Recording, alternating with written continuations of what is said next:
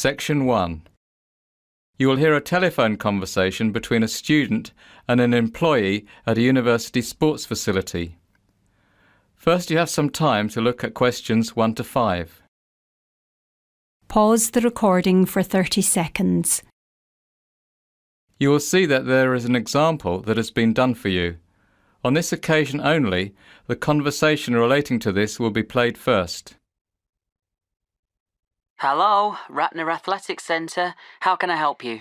Yes, hi. I'm interested in finding out some information about membership. Certainly. Are you a student? No, is that a problem? I was a student here 2 years ago. All right, that's no problem. Current students get membership for no charge, but recreational memberships are also available for purchase for university faculty, staff, alumni and retirees, as well as their spouses and children. The answer is no charge, so this has been filled in for you. Now we shall begin. You should answer the questions as you listen because you will not hear the recording a second time. Listen carefully and answer questions 1 to 5. Hello, Ratner Athletics Centre. How can I help you? Yes, hi. I'm interested in finding out some information about membership. Certainly. Are you a student? No, is that a problem? I was a student here 2 years ago. All right, that's no problem. Current students get membership for no charge, but recreational memberships are also available for purchase for university faculty, staff, alumni and retirees, as well as their spouses and children. OK, good. How much does it cost? For an alumnus, that's £240 annually, or £100 for a month. Oh, that's quite expensive. It's a shame I didn't take advantage of the athletics facility when I was a student here. I'll have to think about this. Well, we do offer a really excellent facility. For the cost, members have access to the Emily Pankhurst Fitness Centre, which is a beautiful exercise space, open and full of light. The fitness centre includes 2 weight circuits, free weights, rowing machines, elliptical trainers, recumbent and upright bicycles, step mills and treadmills, and many other activities. But the most prominent, and I'd have to say popular, feature of the Ratner Centre is the Dalton swimming pool. It's 50 metres by 25 metres and includes up to 20 lanes in the 25-metre dimension and 9 lanes in the 50-metre dimension, and also has 2 1-metre diving boards available. What activities specifically are you interested in? Yes, well, I'm interested in swimming and also in getting started with some weight training, although I've never tried it before in my life. I feel rather intimidated, actually. Is there instruction available? You know, someone to teach me to use the machines and maybe help me figure out a training programme to reach my goals? Yes, we have personal trainers available for an additional cost. We also offer fitness evaluation, which, by the way, I highly recommend for someone just starting out with weight training. And you would be orientated to the machines as part of this. One more thing. What are the opening hours? We're open from 6 in the morning to midnight on weekdays, and from 6 in the morning to 9 p.m. on weekends. Oh, that's good. All right, well, I guess I'd like to join.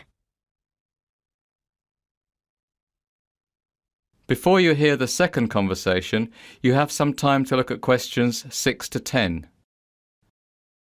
Pause the recording for 30 seconds. Now listen and answer questions 6 to 10.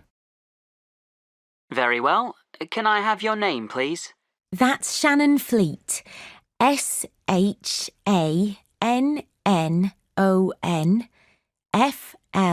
FLEET. OK. And your address? 24 Whitehall Close. Sorry, can you please spell the street name for me? Yes, of course. That's WHITELL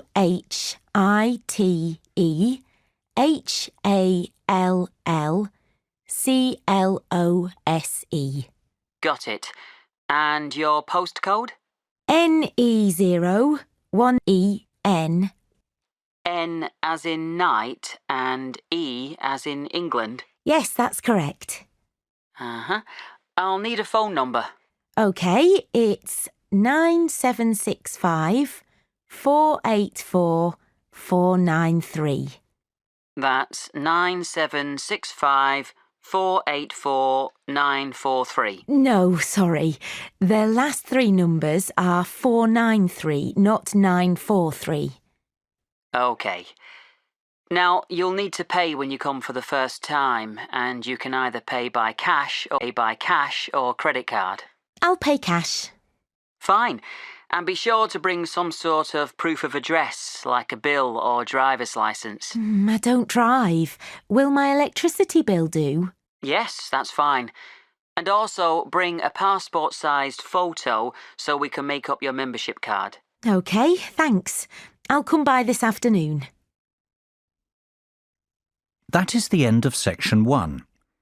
You now have half a minute to check your answers. Pause the recording for 30 seconds.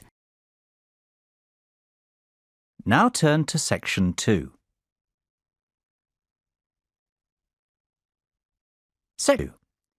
You will now hear a speaker talking to a group of students planning to study in South America next year.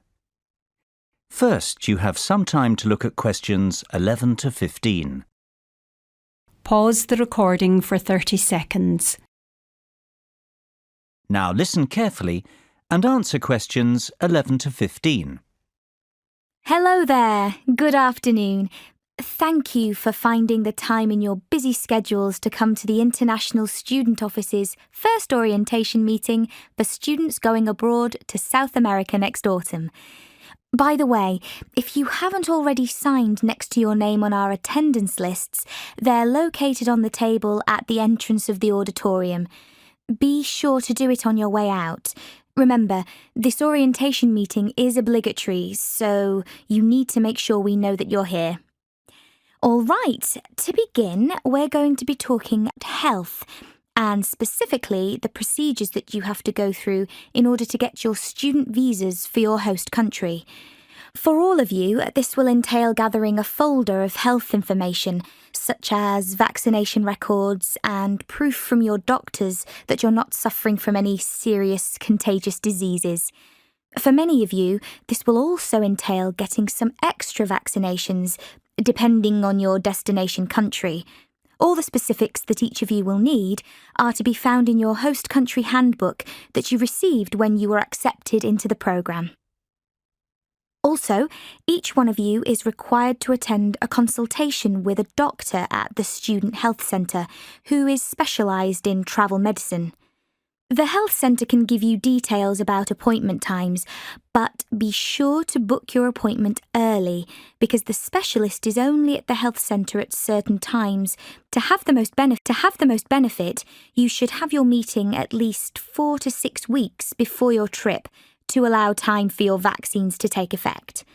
Now, at this consultation, you will be given all the latest information about what vaccines you'll need and any other health considerations you need to be aware of. If you'll need to take medication for malaria, for example, or what to expect in case of any existing health issues. Before you hear the rest of the lecture, you have some time to look at questions 16 to 20. Pause the recording for 30 seconds. Now listen carefully and answer questions 16 to 20. Now, I want to talk in a bit more detail about some important health issues that many of you will face. First of all, I want to say a few things about malaria, which will apply to most of you with South American destinations. In most South American countries, malaria is present in some areas, but not in others. In Brazil, for example, the Amazon basin is a high-risk area, while the coastal cities, such as Rio de Janeiro and Sao Paulo, have a very low risk of malaria. So, if you will be studying in Sao Paulo, you will not need to take medication for malaria. However, if you are studying in Sao Paulo and doing fieldwork somewhere in the Amazon basin, then you will need medication. Likewise, if you plan to travel into rural regions, then you will need medication. You should be realistic about what your plans are, and if you decide not to take malaria medication, keep informed and don't travel to a high-risk area. We've had 2 instances of students returning with malaria in the last 5 years, and both cases had to do with spontaneous travel after their studies to areas with a high risk of malaria. Of course, there are quite a few other insect-borne illnesses that can be caught, so it's essential to avoid being bitten as much as possible, even if you are taking malaria medication. To prevent insect bites, you should wear long-sleeved shirts and long trousers whenever possible, and use an insect repellent on any bare skin. You should also bring a flying insect spray to help clear rooms of mosquitoes. The product should contain a pyrethroid insecticide. Bed nets treated with permethrin, if you will not be sleeping in an air-conditioned or well-screened room, are also a very good idea. Although it's not always possible, it's better in a screened or air-conditioned area during the peak biting periods of dusk and dawn. Finally, in much of South America, there is a risk of schistosomiasis, a rather nasty parasitic infection that can be contracted in fresh water. So do not swim in fresh water except in well-chlorinated swimming pools. Any questions so far? That is the end of section 2. You now have half a minute to check your answers. Pause the recording for 30 seconds. Now turn to section 3.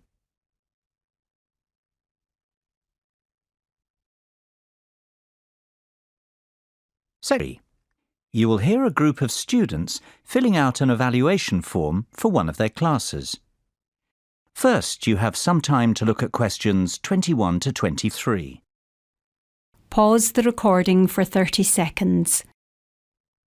Now listen carefully and answer questions 21 to 23. Joshua, Ethan, wait! Don't leave yet. We have to fill in an evaluation form to hand in with our final project. Oh, not another one. We've done one of these forms after each project all term. It's a bit of a waste of time if you ask me. They just want to give us a chance to have our say about the project. But I haven't much of an opinion about it either way. It's just a project. Yeah, but if you did... Then it wouldn't be a waste of time, I suppose. What's your point? Well, just say you have no opinion. What's the problem with that? You're right, I'll do that.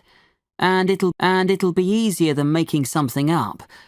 But even if we had issues and wrote them down, do you think anyone reads them? I rather doubt it. Of course they do. Remember in the first term, when there were some problems with people in some groups not doing their fair share of the work? There were lots of comments about this on the evaluation forms. And so Dr. Smith came and talked to us about it and decided to add the individual evaluation forms so we could each evaluate our other group members' effort. That was a really important outcome. See, Ethan, without the evaluation forms, we wouldn't have the opportunity to report what a slacker you are. Oh, come on. I've done as much work as anyone. Yeah, it's easy to joke around because we're a good team. My last team wasn't so good, though, and I was really grateful for those forms. OK, let's get it done so we can go. Before you hear the rest of the conversation, you have some time to look at questions 24 to 30. Pause the recording for 30 seconds. Now listen and answer questions 24 to 30. OK, first we have to rate the project from 1 to 5 and comment on any good or bad points. We do this part together. Yeah. What do you think? 4? Yeah, why not? Why 4 and not 5? I don't really think there was much wrong with it. It was a good project. The tasks were well thought out. Not like the last one where one of the tasks was impossible because there was no research on the subject. I agree with you, Josh. There weren't technically any problems with the project. It's just that I like projects to have a sort of practical point. You know, we should see some sort of reason for doing it, other than the grade, of course. If it had some sort of real-world application, it would have been perfect. What do you think, Ethan? I don't know. Why don't we give it a 4.5? That's a good idea. Can we do that? I don't see why not. And I agree. 4.5. So, what about good points? Josh said it's well thought out. Anything else? I liked having a choice between two topics. I mean, some topics just don't interest some people. Yes, you're right. Unfortunately, I thought they were both boring. Oh, I'm sounding a bit negative, aren't I? I can't think of any specific good points. That's all right. Let's move on to the bad points. You're eager to go, aren't you? Yeah, I'm going camping tomorrow and I have to pack. But back to the topic. I haven't got an opinion about bad points. Lily's already said her share. What about you, Joshua? Any complaints? No, I think it was a good project. Well, if I had to say something, I guess it would be the timescale. I think they should have given us more time to do this final project since it was a larger part of our grade. But I don't think that's a big deal. OK, I think we're done. We just have to do the individual evaluation forms and that's it. That is the end of section 3. You now have half a minute to check your answers. Pause the recording for 30 seconds. Now turn to section 4.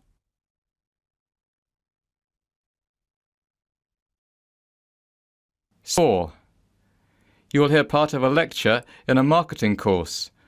First, you have some time to look at questions 31 to 40. Pause the recording for 1 minute. Now listen carefully and answer questions 31 to 40.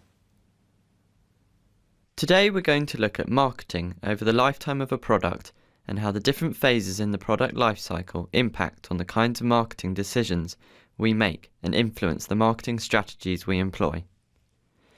Of course, the first stage in the product lifecycle is known as the market introduction stage. At this point, costs are very high indeed, and since the product is fresh to the market, sales volumes can be low to start as the product has yet to take off. What the marketing department must do, therefore, is get as much publicity as possible for the product and begin to develop brand awareness and loyalty. Think of the process as little steps. The first step is to get the brand noticed by your target market. This will require aggressive advertising using mediums which are likely to expose the product to, and, just as importantly, appeal to the target customer. The next step would be to encourage the target market to try the product. Promotions, free trials and other special offers all play a role in enticing new customers over to your brand. Don't expect to make money during the market introduction stage. The focus should be solely on creating brand awareness. Then we move into the growth phase. Now here, costs will reduce dramatically as sales rise and economies of scale in production begin to kick in. Public awareness of the product has increased, and the focus of the marketing campaign will now switch more from creating awareness to generating customer loyalty and brand recognition.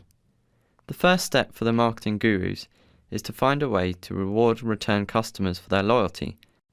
In other words, provide them with an incentive to continue coming back. During the growth phase, several new competitors are likely to emerge as tangible threats to the business. The next step for the marketing team, then, is to differentiate their brand from the alternatives on the market. Unless customers see your product as distinct from the competitors, they really have no reason to remain loyal to it. Therefore, this brand differentiation that I've just spoken of is vital. So, you've grown your business, now it's time to sit back and reap the rewards. We're into the maturity stage. During this period, sales will peak as the saturation point is reached. Competition will be intense, however. The work you have done on developing brand loyalty and differentiating your product from that of competitors will really pay off now. The marketing department must continue to differentiate the brand from competitors and, if possible, diversify the product features. That is, find new applications for the product in order to open up potential new markets and prolong the maturity stage. The final stage in the product life cycle is saturation and decline. Some would argue that reaching this stage is a natural progression for every product. However, there is a growing belief that, should the marketing department do its job properly, the product should stabilise and never really fall into decline. We'll examine this debate a little more closely next time. That is the end of section 4. You now have half a minute to check your answers. Pause the recording for 30 seconds. That is the end of the listening test. In the IELTS test, you would now have 10 minutes to transfer your answers to the listening answer sheet.